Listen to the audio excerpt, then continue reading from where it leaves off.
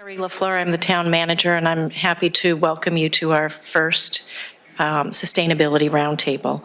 I just wanted to make some opening comments, and then I'm going to turn it over to Eric for the presentation.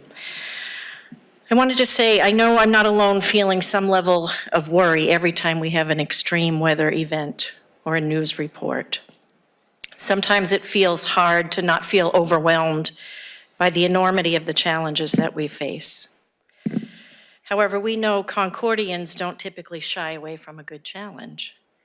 Concordians take their passion, experience, expertise, and apply it to tackle the most complicated of community challenges, not the least of which is the climate crisis. Concord has a long history of taking action on climate challenge, and while we have made positive progress, we all know that there is so much more to be done to continue these efforts. And we know the key to advancing these goals is the continued integration of sustainability across all sectors of town operations. Successful integration requires collaboration, and efforts like the Roundtable are an effective and proven method to harness the collective expertise and perspective of boards, committees, community members, and town staff. The Housing Roundtable was established to bring the efforts of the various housing-related boards together to collaborate on housing. Meeting regularly allows housing advocates to brainstorm, share ideas, and leverage individual resources towards a collective goal of increasing housing in a coordinated way. I see the Sustainability Roundtable operating in much the same way. Sustainability is a team effort, relying on being strategic in the approach to applying sustainable principles towards mobility, energy, the built environment, natural resources, preparedness, while also considering equity. As I look around the room and to our remote audience participants, I see that we have representation from town leadership, staff, committees, boards, and many others representing each of these different aspects of our community.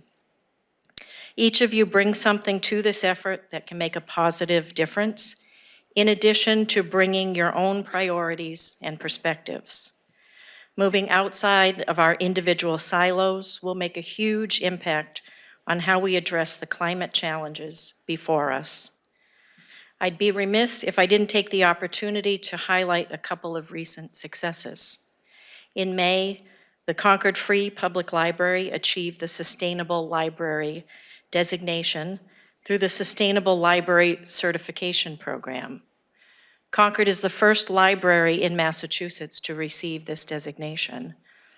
This achievement was made possible through a holistic, long-term planning effort led by the library staff's Green Team, and serves as an example not only to the Concord community, but across the Commonwealth. The Concord Municipal Light Plant recently announced that in 2023, it had achieved a long-standing goal of providing 100% carbon-free electric power 7 years ahead of schedule. Congratulations to both of these operations for their continued leadership in the sustainability arena. In closing, I note that the Sustainability Roundtable is an opportunity again to learn from initiatives like these and from one another to help offset future costs and risks associated with the impact of climate change and to maintain the quality of life and health in our community.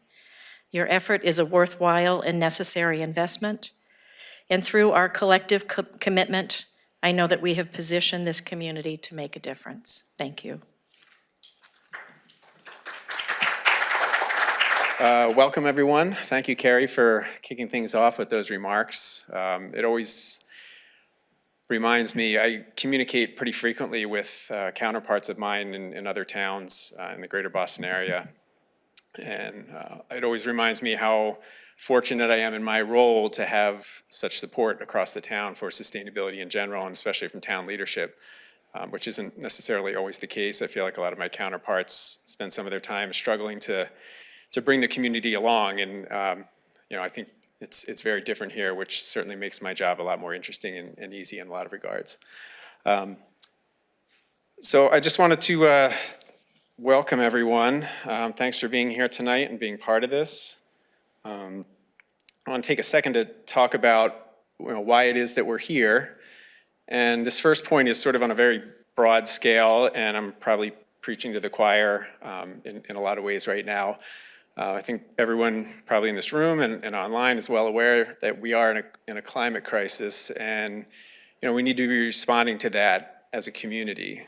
And Concord took those first steps back in 2011 when the select board declared 4 principles of sustainability for the town. And over the last 12, 13 years since then, we've increasingly seen the impacts of climate change globally and even locally. The graph that you see here is of monthly global surface temperature increases compared to pre-industrial, and we've probably seen a lot of these types of graphs in recent years with global temperatures increasing. One thing to note here is the red line, which shows last year, which was the hottest year on record, and May 2024, which is the point there at the end, was the 12th consecutive month of record-setting temperatures. And you can also notice that that red line is above the 1.5 degrees Celsius that has often been used as a benchmark for climate change, and the need to not cross that line and go above that line. So again, just kind of pointing out that things are happening, things are intensifying in terms of climate change, and we as a community, along with all other communities, need to be responding to that. So that's an obvious reason why we're here. A little more specifically about why we're here is that with this concept of a sustainability roundtable, as Carrie alluded to, what we really want to do is start a series of continuing conversations with key stakeholders. So in my daily role, I communicate with staff, departments, committees, lots of different groups who have a stake in sustainability in the town, and often that's done on an individual basis. So the idea behind this roundtable is to try to bring everybody together in one place at one time periodically, just so they can be aware and hear about what's happening across the town in other areas. Oftentimes, committees have a charge. Oftentimes, they have their blinders onto that charge, as they should, getting work done. And sometimes it's good to lift your head and see how that fits in with the bigger picture, and especially with sustainability, which touches in so many different areas. Okay, so these are just a couple of what I would consider the key stakeholders. We have lots of boards and committees who have a stake in sustainability. There's plenty of departments in town that sustainability crosses, and the staff in those departments. And then more broadly, just the town residents and other property owners in the town. I mean, obviously they're stakeholders in this as well. So again, just kind of bringing folks together periodically to do that. And even more specifically, why we're here tonight is to report out on some progress on our climate action and resilience plan. This hasn't happened in a little while. We're probably a little bit overdue with this for taking a look across the plan and seeing where we are. So we're excited to do that, give a little bit of a report. Within that as well, we've recently updated the greenhouse gas emissions inventory for the town, thanks to efforts, some members of the Climate Action Committee. So we'll share some results of that and what that looks like.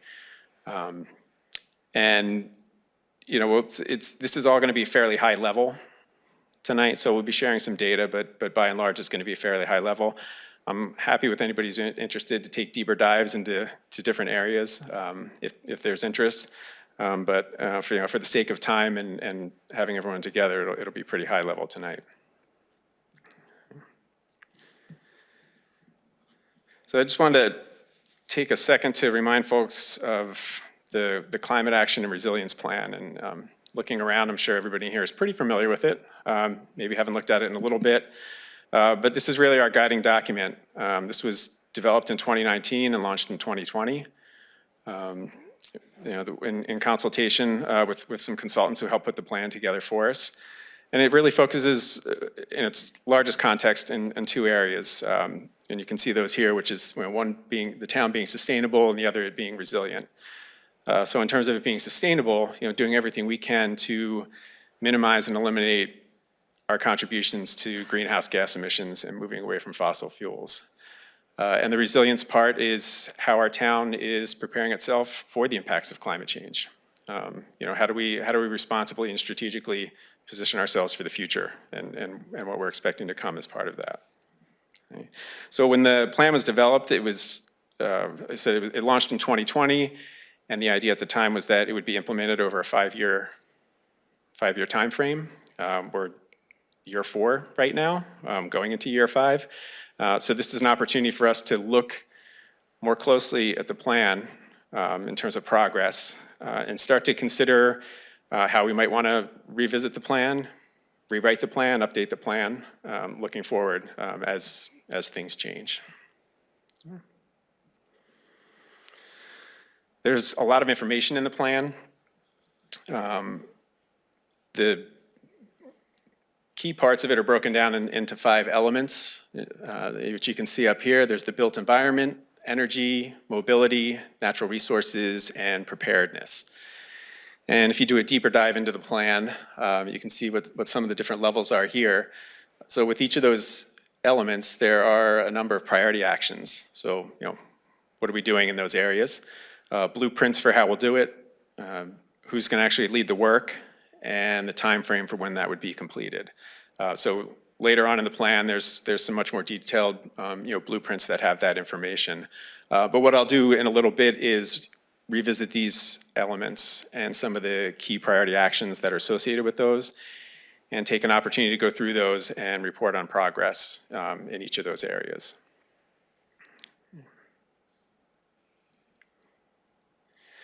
So what I want to do now is we're going to take a little bit of time to look at a little bit of data. So the first data we're going to look at is the greenhouse gas inventory for the town. I mentioned that we've recently updated that. So Brad Hubbard Nelson, who's a co-chair of the Climate Action Committee and was one of the two members who worked on updating the plan, is going to take a few minutes to sort of walk us through the inventory and what that looks like. And then following that, I'll share a little bit of information that's more specific to our municipal energy use. So with that, I'll invite Brad. Thanks, Eric, and thanks for putting this together. So the Climate Action Committee was formed last year. It's we combined 2 committees. There are too many committees, and they had overlapping missions. So we got started again last year working on the Climate Action Plan. This is just a global perspective of where we are. CO2 is still increasing. I would love to see that curve turn around in my lifetime, as we all would. Now this average temperature here in Concord is hotter than Eric showed, because we live on land in the Northern Hemisphere. So we're actually above 2 degrees Celsius change. And because we live in a kind of a hot spot there. But I don't want to get in this. That's the most depressing slide of the talk. In the United States, taking one step back, emissions are going down. And so these are emissions of greenhouse gases. CO2, of course, is the big one, green, methane, nitrous oxide, and then some others. And when you add those up, you get CO2 equivalent warming. And since 2005, when the peak was for the United States, it's been reduced by 17%. That's a nice thing. That's retiring coal plants, energy efficiency, more modern technology. This includes all sources, by the way, many of which we don't track. So 16 tons a person is your average United States emissions, where the average world emissions is more like 4 or 5 tons, much lower. I'm supposed to hit return, enter. Okay, there we go. So in Concord, emissions are falling faster. We've been working at this for a while. And these are emissions that we can track from energy use and waste. There's like scope 1 and 2 and 3 emissions. You can get technical, and we'll be releasing a write-up that details a lot of this stuff. You can really sink into it. MAPC produces an analysis tool. It's a big spreadsheet that does this calculation according to this global protocol for cities.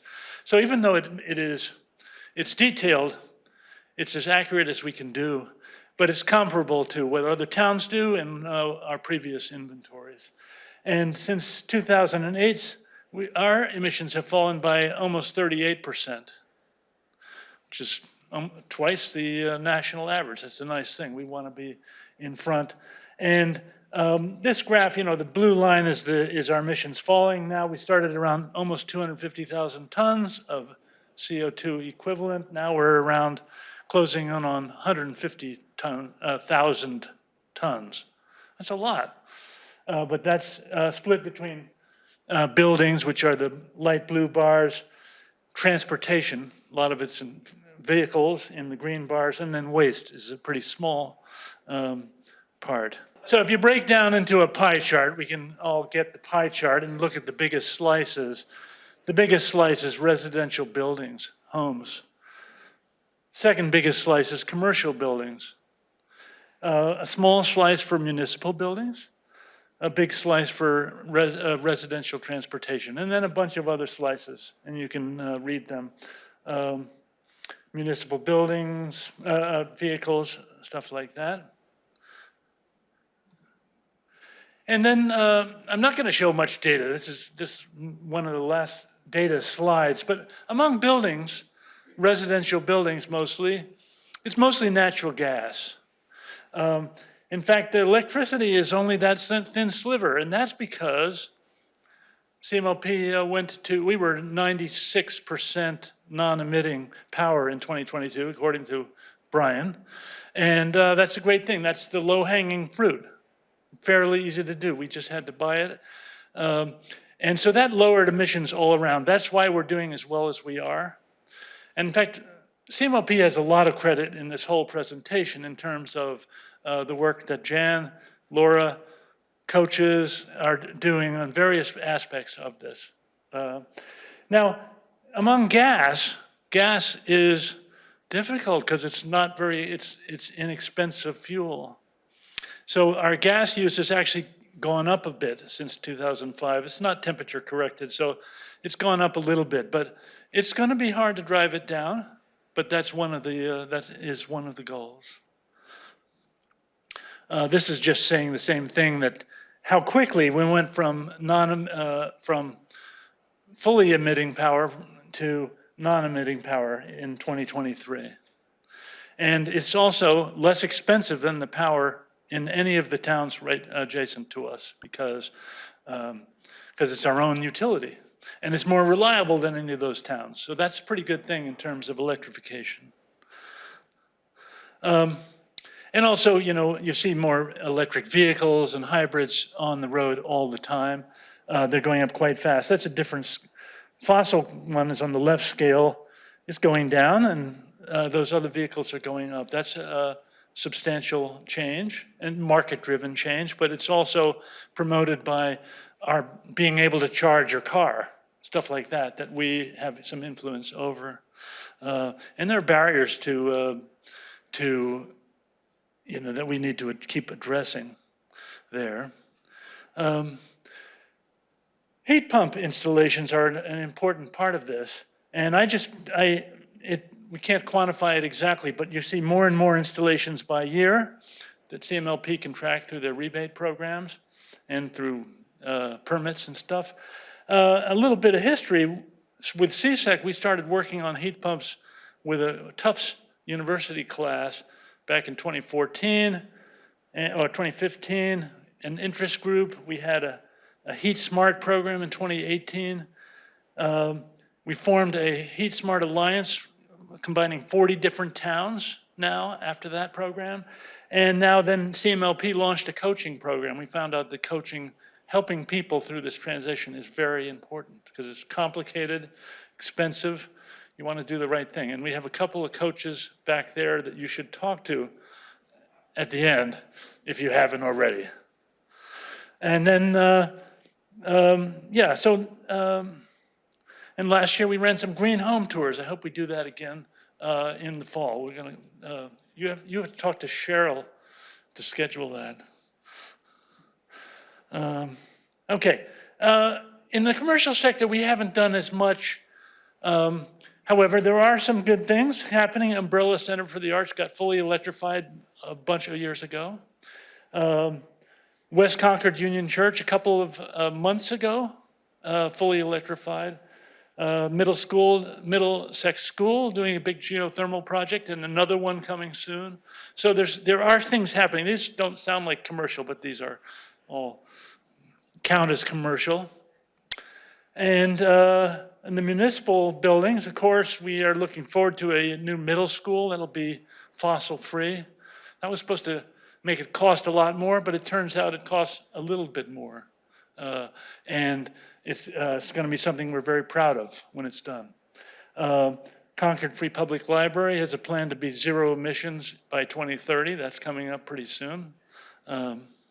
So that's cool. So here's the last slide of this presentation. We're making pretty good progress thanks to emission-free electricity and efforts of many people over a while. But we're starting the effort. We're not at the end of the plan because we have a long way to go. We're a little below the yellow line. These points here are the Article 31 of town meeting. We voted to improve or strengthen our emission reduction targets. So this says to get to 2030, we just have to lower emissions a little bit more, but that's going to be difficult because now we're working on more and more houses. We're getting beyond early adopters. We're trying to normalize heat pumps, EVs, and other things to help people, use less. So CAC, which Janet Miller and I are co-chairing this year, we have a bunch of things in mind that we're going to be working on, and Jerry's on the committee as well, and Cheryl is on the committee. We're going to have a lot of fun. We work with Eric on reporting and planning and other efforts, and complement what CMLP does wherever we can. Collaborating with other committees and departments, help the town planning for resilience and adaptation. Now, I didn't talk about that. One of the guys on the committee is a real expert at that, Paul Kirshen. That's a long-term play. I mean, it's going to be expensive, but it's very important because whatever we do, we have to deal with what's coming. And then investigating some other sustainable developments, including continuing on with solar PV and to help CMLP and the town plan on that. I'm interested in thinking about this network geothermal thing, and that might be a good solution for commercial and residential in places. And other things, campaigns to help people. This is about people. Thanks. That's what I had to say. Any questions? Dean. You said the national average for carbon. Oh, sorry. You said the national average for carbon emissions is something like 16 tons. I'm sorry, is it on? Is that on? There you go. You said the national average for carbon emissions is about 16 tons. Yeah. What's the Concord average for a Concord resident? So I can only tell you that from the part that we track is between 8 and 9 tons. But that doesn't include the food we eat, it doesn't include the stuff we buy, the houses we build and stuff. We can say that new houses get built, at least for the time being, are at least going to be electrically run. But it's anybody's guess. You could write a PhD on that, I'm sure. Thank you.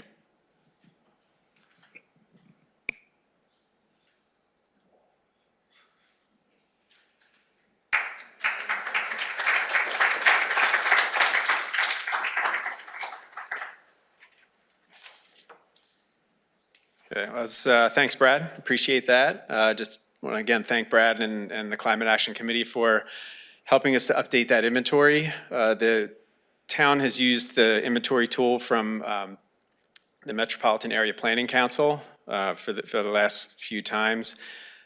So we'll continue to use that. We'll probably be planning to update the inventory maybe every 2 years, assuming that it's not really necessary to do every single year. But that should give us a good path to work with and good data to work with. And again, I want to apologize to the folks online for the early technical difficulties. Hopefully we're past that at this point. So what I want to do now is take a little bit closer look at our municipal energy use. So in 2013, Concord was designated as a green community with the state, which means that we have to meet certain criteria in terms of our attempts to reduce greenhouse gas emissions and implement sustainable policies within our community, which makes us eligible for pursuing funds through the Green Communities Program, which the town has managed to secure in the past and will continue to pursue in the future. So each year, as part of being a green community, we need to report our municipal energy use through the MEI, the Mass Energy Insight reporting platform. So we collect data about all the energy use across town, the municipal energy use from buildings and vehicles, and that gets reported, and then we can go into the system and we can look across years and manipulate data and help inform ourselves about our use in the town and where we can look for opportunities to reduce that. So I'm just going to share a couple quick graphs to give a sense of where we are with our municipal energy use. So this is our annual energy usage by fuel type, starting in 2011 and going across to 2023.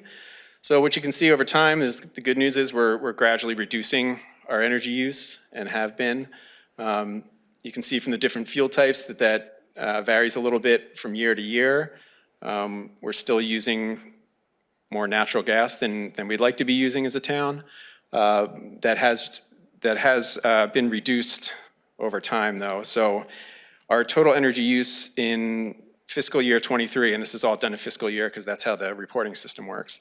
So our total energy use in FY23 was 19.5% lower than our FY11 baseline. So we're making good progress there. And in FY23, our municipal buildings have a 20% decrease in energy use compared to the baseline, and our vehicles have a 14.5% decrease in energy use. So the good news is we're making progress as a community from a municipal standpoint in trying to reduce all these fuel types. Apologies that the print is a little small on some of these. This is just taking a little bit closer look at energy use per buildings in the town. And the graph on the left there, the chart on the left, is the total energy use per building. And it's probably not a surprise that among the highest are the school buildings. They're big buildings. They get a lot of use, and even though they're not necessarily that old, they weren't necessarily designed as highly energy efficient buildings even 10 or 15 or 20 years ago. So that's, and among those you also see the BD Center, which is also not a surprise in terms of energy use, a lot of use there. On the right side, what you see is the per building energy use intensity. So basically that is the amount of energy per square foot being used in that building, which is a little bit different than the left.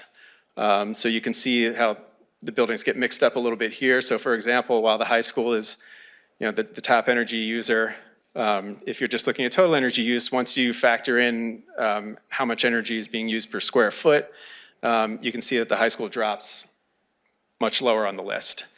There's probably a couple things on here that might need to be investigated a little bit further. You can see that our very small information center has a very high energy use intensity, which might be a little odd. I checked in with facilities on that, and one suggestion was that when the second floor was added, that perhaps that additional square footage did not get factored into the MEI accounting system, so it might still be using the original smaller square footage compared to the energy use for the building. And the same might be true of the West Concord Fire Station, because I believe that they started conditioning the bays in there, and I'm not sure if that square footage got accounted for as well. So, there's a little bit more investigation that'll need to happen on some of these in order to understand for a few of them what the actual numbers are. Another chart on the left here looking at our emissions per building, and if you had the total energy use right next to this one, you would see that they mirror each other fairly well, not surprisingly. The more energy you use in a building, you would probably expect more emissions, assuming you're using fossil fuels there. So again, we see a lot of the school buildings and the BD Center up there at the top, not surprisingly. And then, notably some other buildings like Planning and Land Management and Knox Trail, which have been electrified, we see much further down on the list. And then this on the right is just the previous year's emissions by subcategory. So the way that they break things down in the MEI system, they sort of tend to lump things together, but it just gives some sense of where those emissions are. So a few little glitches. So for example, the Ripley School building is lumped into administration, which covers most of the other municipal buildings. Indoor recreation includes BD. And then you can see vehicles here. So obviously, the use of town vehicles and the fuel from those vehicles is, up there on the higher end of emissions for the town.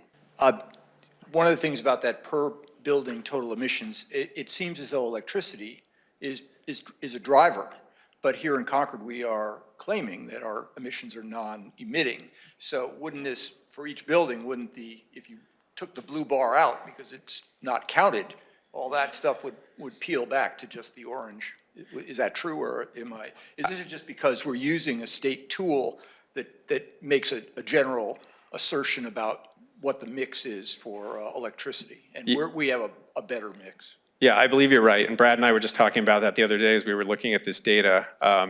And given the fact that through CMLP we have moved to carbon-free emissions, that's obviously something that needs to be looked at. And we'll go back into the system, and I can work with those folks to see if we can't, factor in, over the past number of years how that has changed.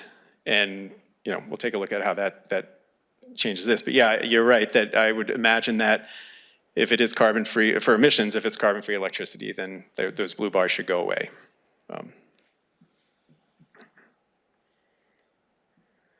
Okay, so at this point, what I wanted to do was take a few minutes to go back to the Climate Action Plan, touch on a couple of those key elements, and within each of these, be able just to provide some progress updates on some of these priority actions. So what you see here, this is for the built environment, which is one of the key elements. At the top there is the goal as stated in the Climate Action Plan for the built environment. And then the bullets that you see here are what are considered the priority actions underneath that. And I'll apologize in advance. As I talk about progress and mention specific things, there's probably a good chance that I may inadvertently omit some things. So I would sort of welcome folks to remind me of that as we go along. So for the built environment, we've actually made a lot of progress recently in this, both in terms of largely in terms of policy. So as many of you know, the town has adopted building codes over the last year or two, more and more efficient building codes that are positioning us very well in terms of buildings, especially new buildings and major renovations, to move towards electrification and away from fossil fuels. So back in January of 2023, the updated stretch code took effect. In January of this year, the specialized stretch code took effect, which affects new construction only and provides some pathways for new construction. One of those pathways does allow fossil fuel, but it's really designed to discourage that and to encourage electrification for new construction.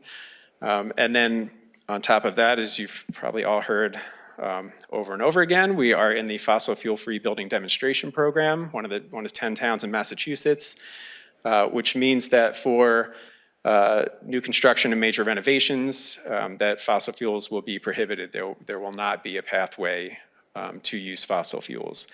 So by policy, we are really taking some very progressive steps towards our buildings and electrification of our buildings.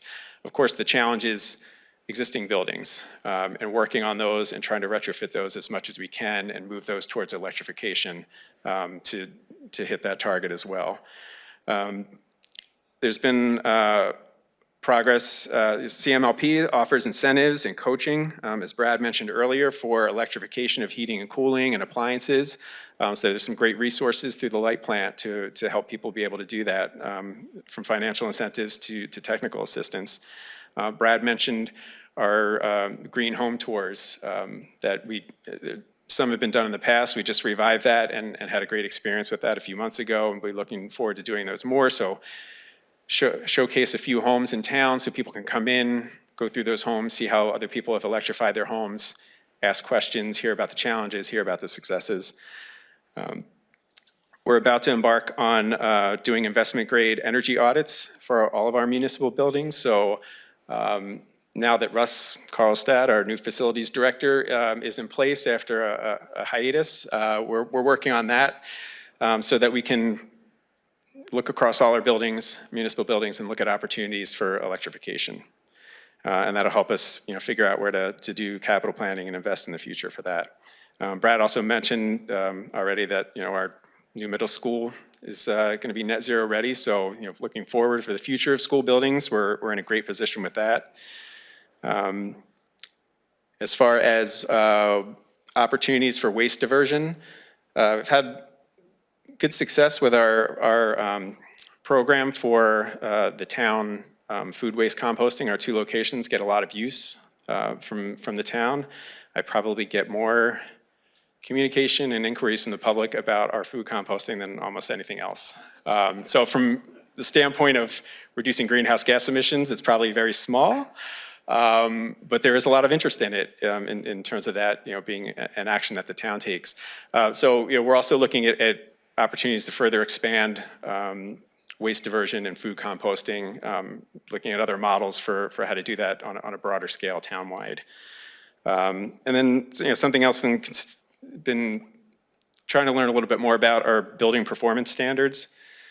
So you see this in Boston and in Cambridge, and other communities are beginning to explore building performance standards, which set standards for buildings in the community, and expectations that they move towards certain standards for improving their efficiency or held accountable for that. So it's kind of another policy tool that's being used and starting to be used more.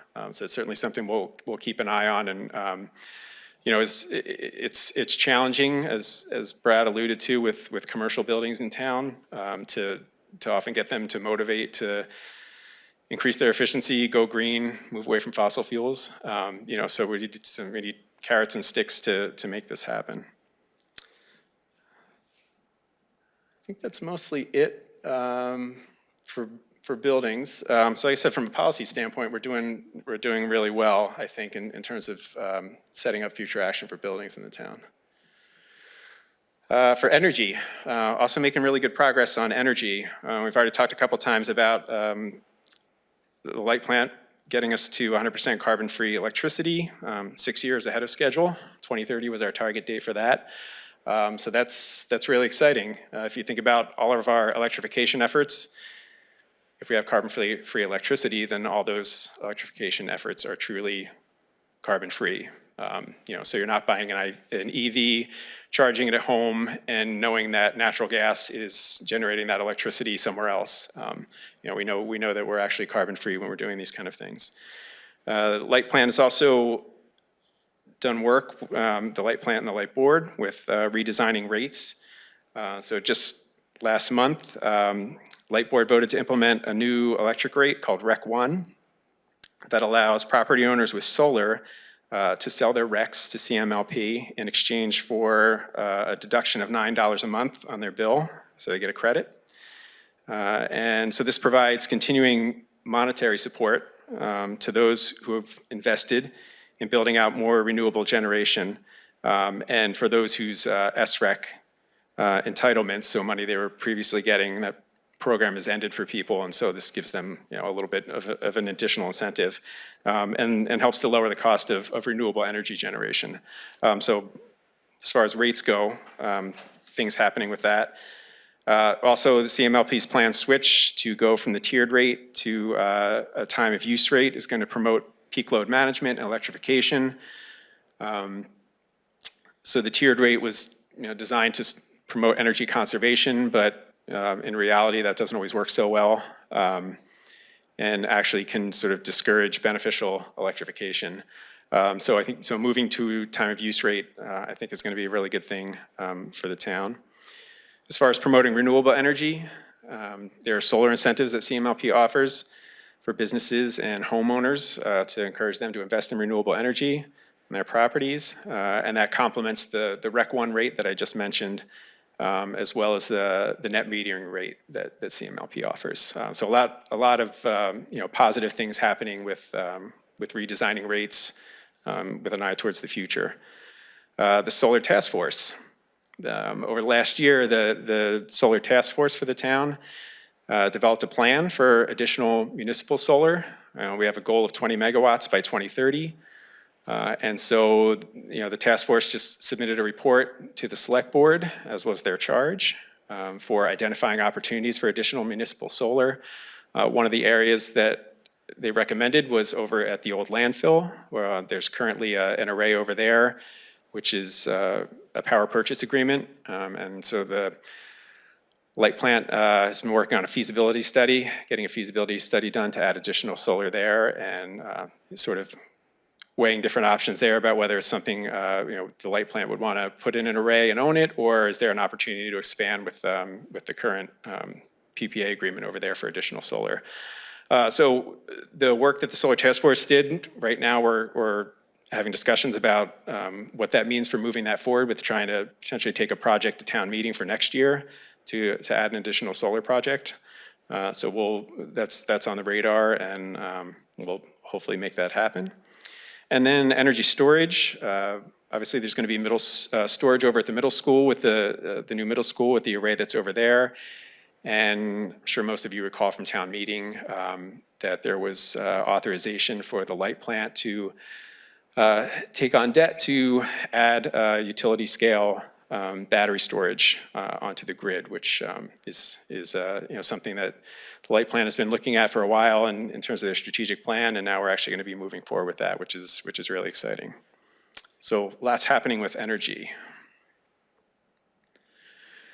So mobility and transportation, as Brad showed in some of his slides, there's been a lot of progress with electric vehicle adoption here in Concord. That's accelerating.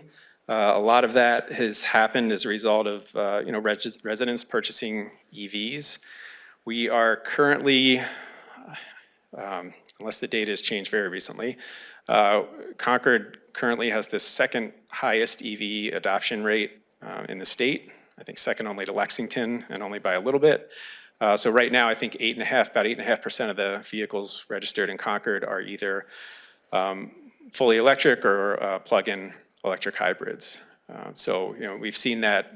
I believe it's about over 1,200 vehicles right now, and we've seen that accelerate just over the last few years, almost doubling.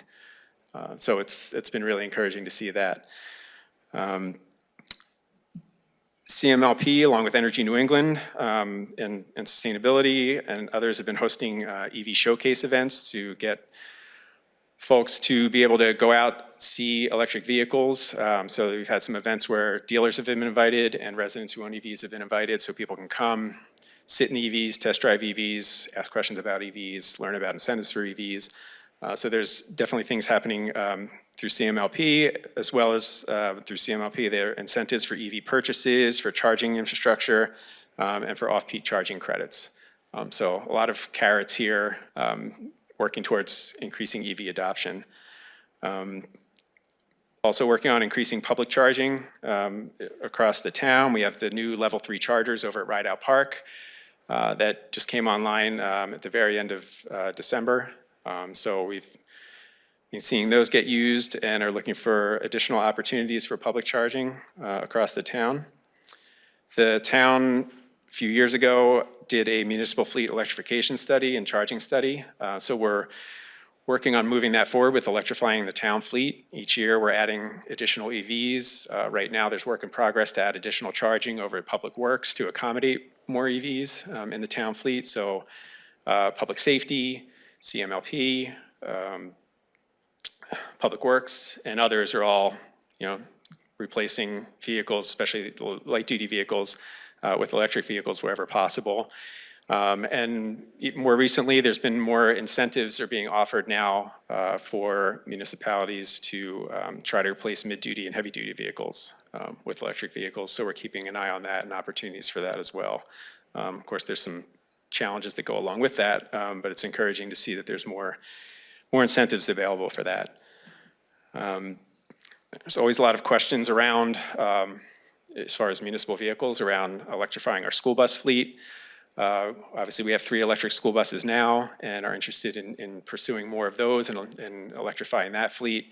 There's financial considerations that come along with that. And so, we're continuing to work with the schools to look for opportunities to expand our electric school bus fleet and the charging infrastructure that we need to go along with that.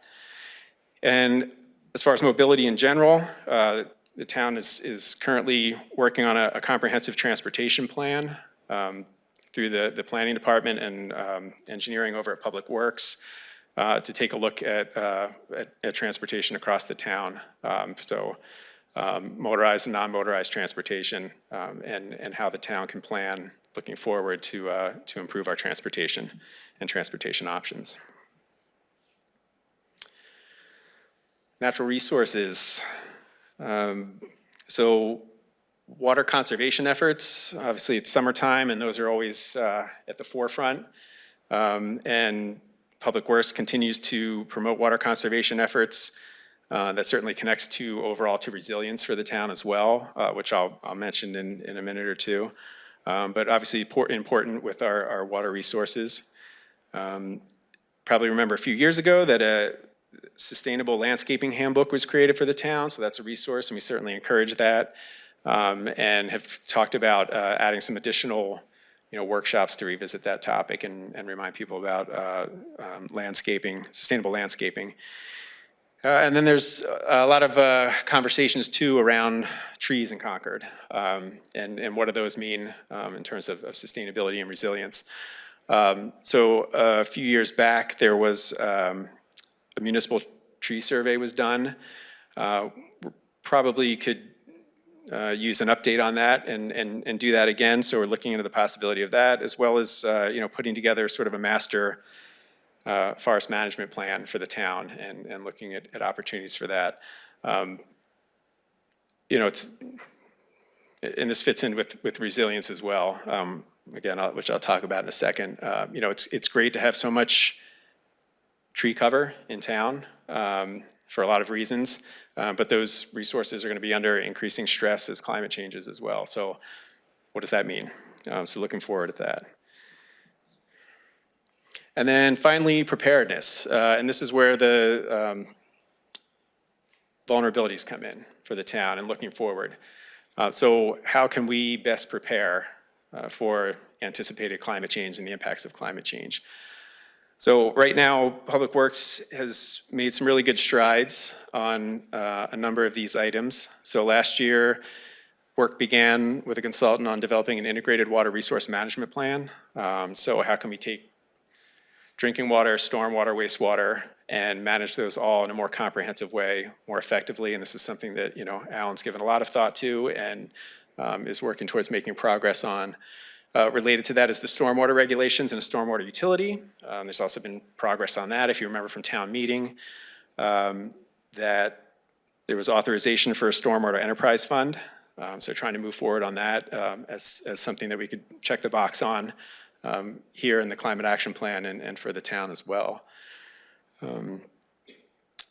And it sort of in the broader picture here in terms of vulnerabilities, the Climate Action Committee has expressed an interest in seeing what we can do to do a climate vulnerability assessment for the town and make some progress on that.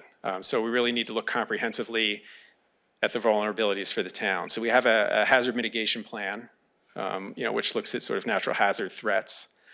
But typically that looks at things from a historical framework and historical data.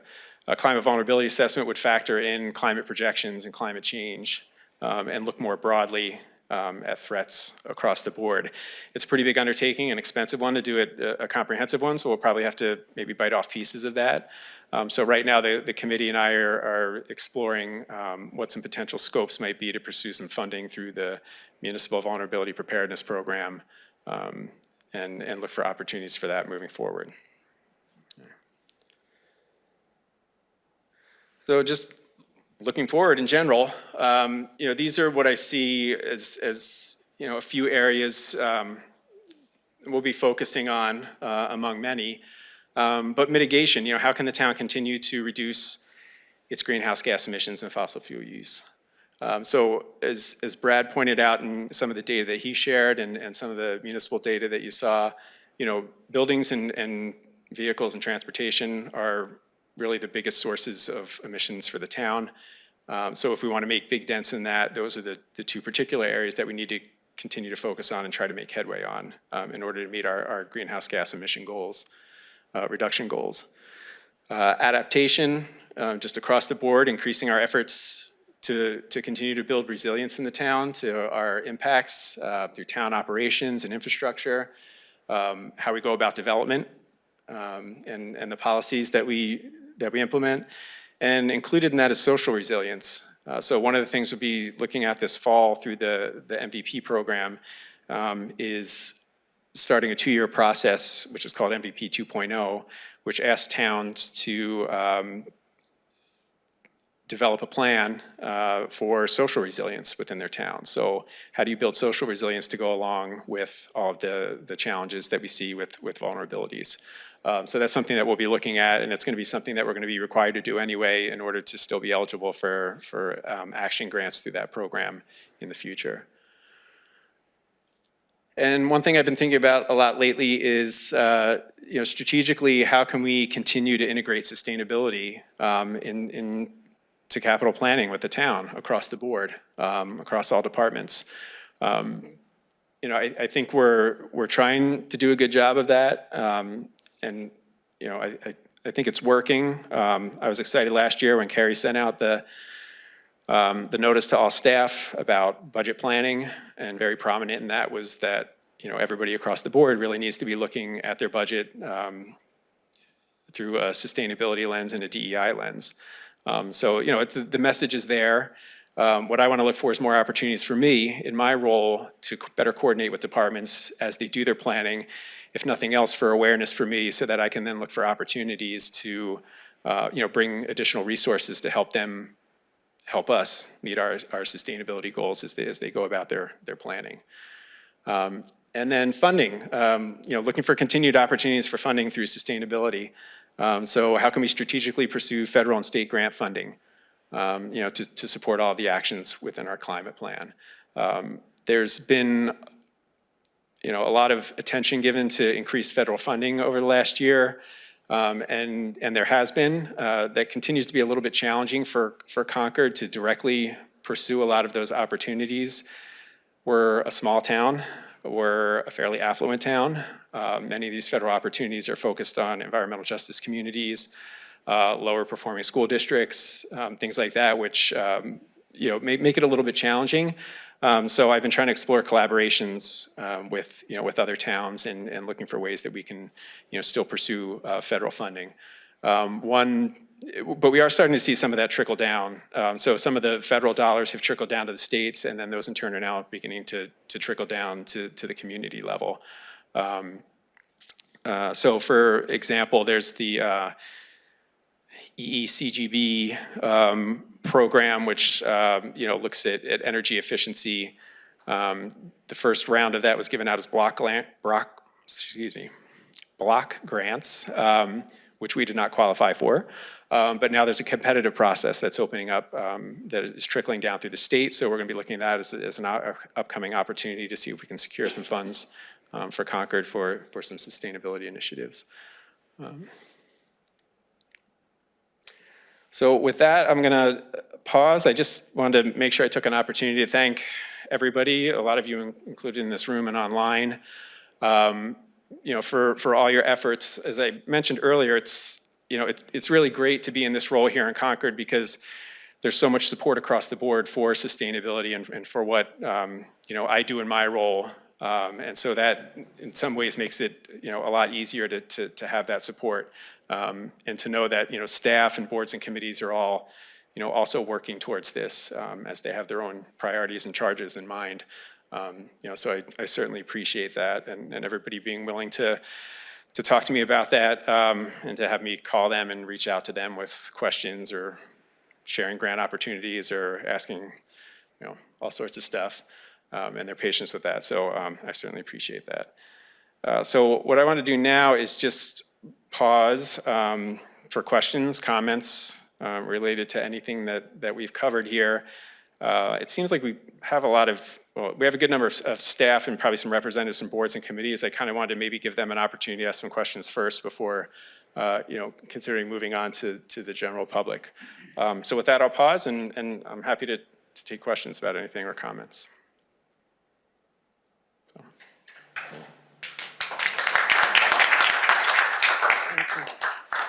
Thank you, Eric and Brad, for the information. It's great to hear the progress that we've made, and it's great to hear that we still have people committed to moving ahead. Are you? Okay.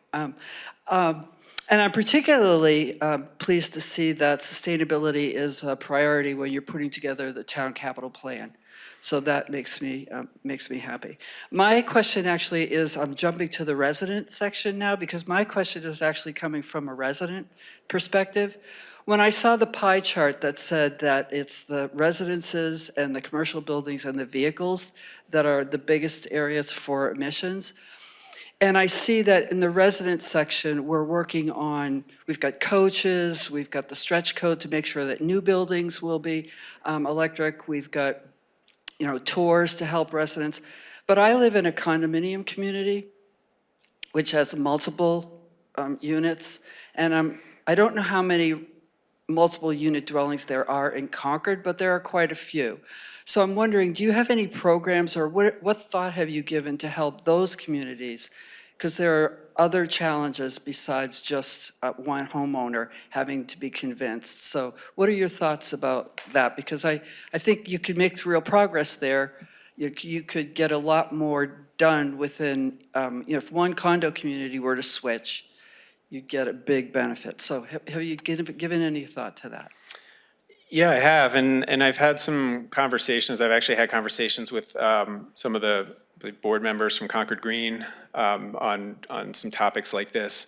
And I don't know that I have any immediate answers or solutions, but it's certainly something that's on our radar for addressing that.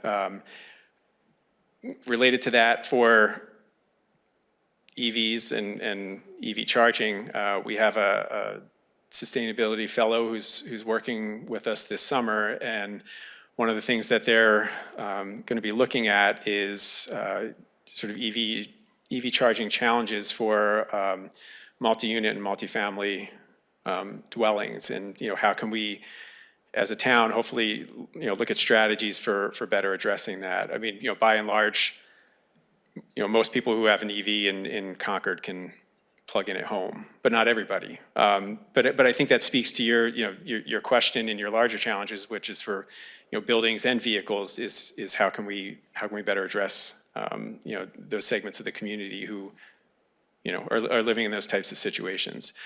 So yeah, it's definitely on the radar. It's something we're aware of and would like to make more progress on. I think there's certain challenges that go along with those. Like I know that just electric service, for example, over on Concord Green, and how do we address that? And I don't know is the answer at the moment, but I'd like to work to find out. How can we be better with that? Thank you. So talking about capital planning and talking about sustainability, I think we have to better define that, where we really want to work toward decarbonization and electrification. So I hope that people come with capital plans and say, if it's not being electrified or decarbonized, why not? So maybe the town manager and the superintendent can figure out how we could define that in capital planning. Thank you. But to go back to your comment for a second, the town has an EV first policy, as you're probably aware of. So, that's a few years old, and based on my experience so far here, that's largely been ingrained in, the culture within town operations, is that, at any time a department is going to purchase a vehicle, they're thinking about, looking at an EV first and whether that's possible. To date, that's largely been possible for light-duty vehicles. It's been more challenging for mid and heavy-duty vehicles, but it's always a consideration. And if that can't happen, then the protocol is they have a conversation with me about why they can't use an EV for their needs, and we take it from there.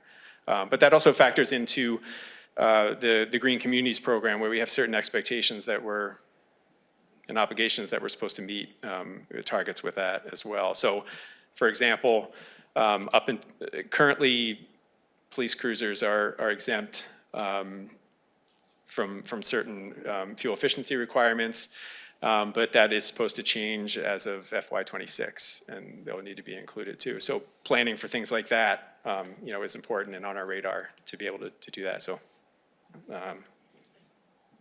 I think I have the next one. Alan, if I might. Can you speak a little bit to where personal practices, household practices fit in? I see that composting is about the only initiative we're mentioning that doesn't require an investment.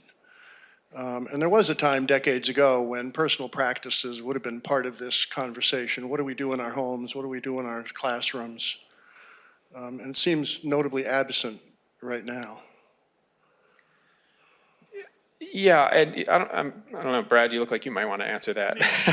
I mean, we do. So maybe I'll mention this, and you can run with it, Brad. But I was going to mention Cooler Concord as one tool. Yeah, so we want to encourage the, good personal behaviors, eating lower on the food chain, things like that. We can't enforce it. We can't even really incentivize it. But we can also help with, and the CMLP does, I believe, with incentives on induction cooking and stuff. We can't necessarily convince you to buy less Amazon or something, but we could bring it up. Yeah, but I do think that's an important part of any community is having resources that are available to the residents to inform their decisions. We just recently had the climate festival over at the high school, and in part events like that are designed to engage the community and make them aware of information that can again help inform their choices on many different levels. Yeah, Eric, hi, Alan Cathcart, Director of Public Works.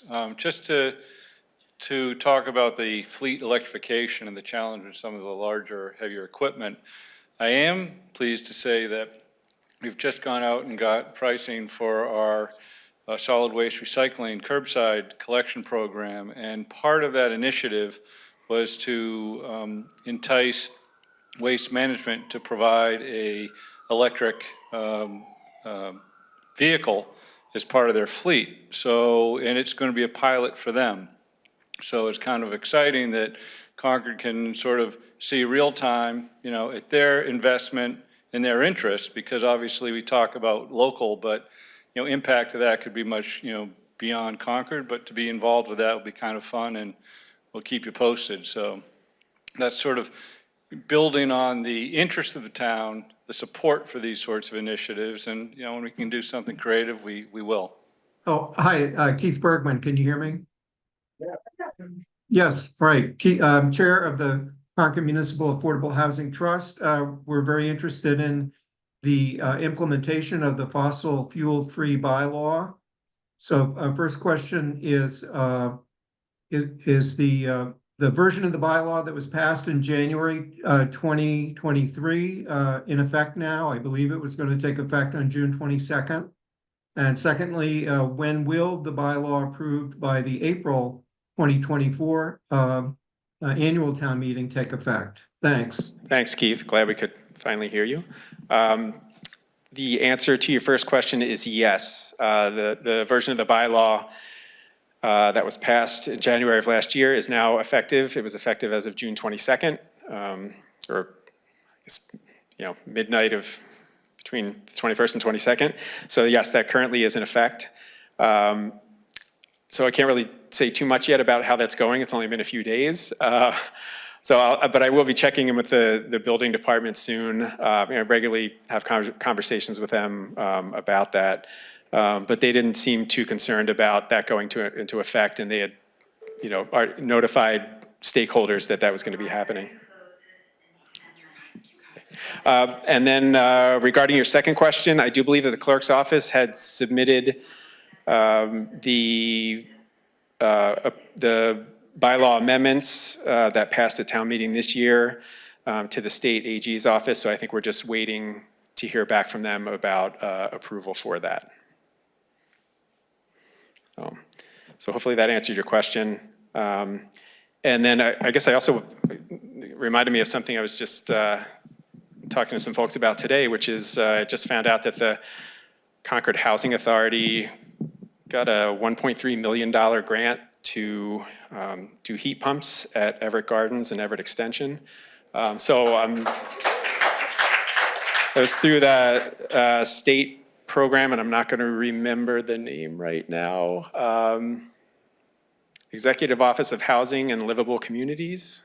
I'm going to be really surprised if I got that right. So I had reached out to Jennifer over there just to start to learn a little bit more about what's involved in that grant and what the scope is, and if necessary, connect them with CMLP and any of their resources if necessary to help facilitate that. But that was really encouraging that projects like that we can continue to see happen. And Brad had mentioned a few of the the other projects in town of some of our houses of worship and other places who are taking on these bigger projects with looking to electrify and decarbonize. Maybe one last.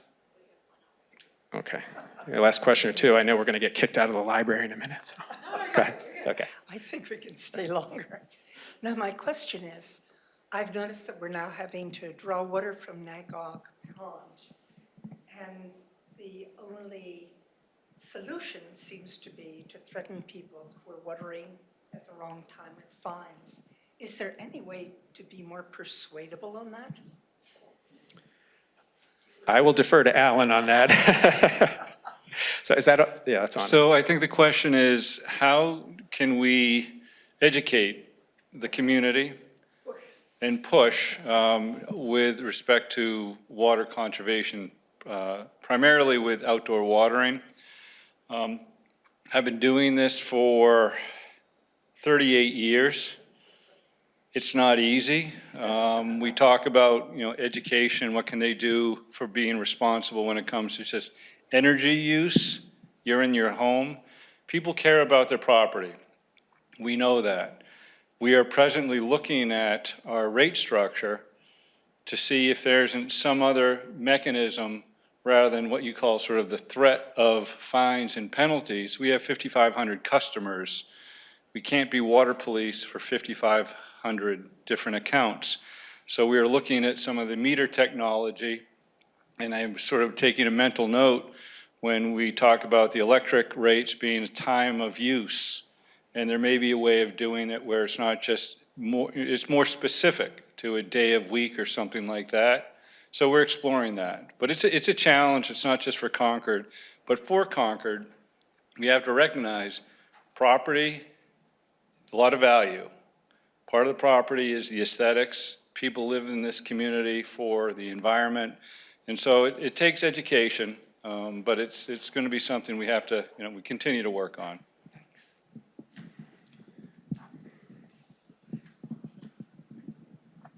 Hi, Kim Slack. Thank you very much for a very heartwarming and positive story about progress we've been making. I know this is a really complex issue and something that is probably much easier to delay as we've been doing, but we have a number of city departments in flood zones that are vulnerable if we had a big storm, in particular emergency services, the fire and police. Where does that stand? I mean, I know there's a lot of awareness about that, but, and I know it's extremely complex, but is there any movement on that? Yeah, so I think in a broad sense, I'll refer back to my comments about the climate vulnerability assessment that we're hoping to start to make progress on, because I think one of the key topics within that assessment and key focus areas would be flooding, because that's, you know, a huge risk here in Concord. You know, it's not a matter of if we're going to get a serious flood at some point because of climate change, it's just when. So, you know, so from a vulnerability standpoint and sustainability standpoint, that is very high on the list in terms of looking town-wide at those risks. I don't know if Carrie or anybody else wants to more specifically address the buildings. I know there's been, you know, work lately within the town manager's office at looking at, you know, our buildings and building use and building replacements and things like that, but I'll let you chime in.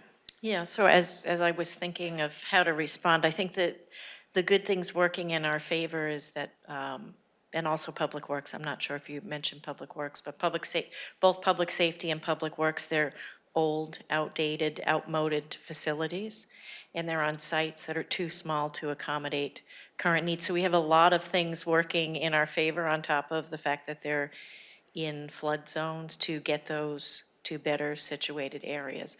I think the difficulty is the cost of relocating and identifying better sites. And that's the work that we're doing right now. I don't have specific answers for you other than to tell you that is the work that we're doing now.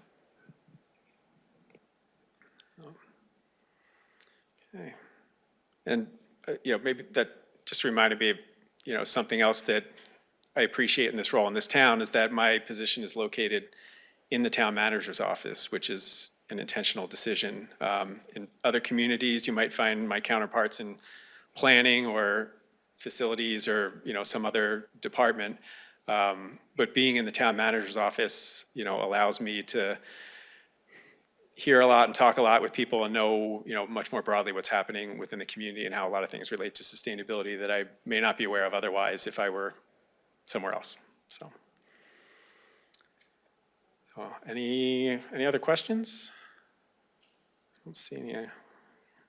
Okay, so I think we'll wrap it up. I did want to mention that, as I said in the beginning, you know, I'm hoping this is part of a continuing conversation. So my plan at the moment is to conduct a roundtable where we, you know, ask everybody to come together maybe twice a year and provide that as an opportunity. And it won't always, I'm not picturing that every time it'll be like this where there's a lot of information coming your way. Looking forward, I'd very much like it to be more interactive. So for example, maybe a department would be invited to talk in more detail about their particular efforts as it relates to the sustainability plan. So Public Works could come in and talk more about you know, the water management plan and the stormwater utility and what's happening there. But, you know, again, you know, the schools could come in or whoever it is. So we might, you know, feature them, and of course they'll be reporting from my point of view, but I'd like it to be sort of, you know, a lot more engaged. And, you know, we'll shoot for every 6 months and see how that works and adjust if necessary. So, but thank you all for participating. I appreciate it.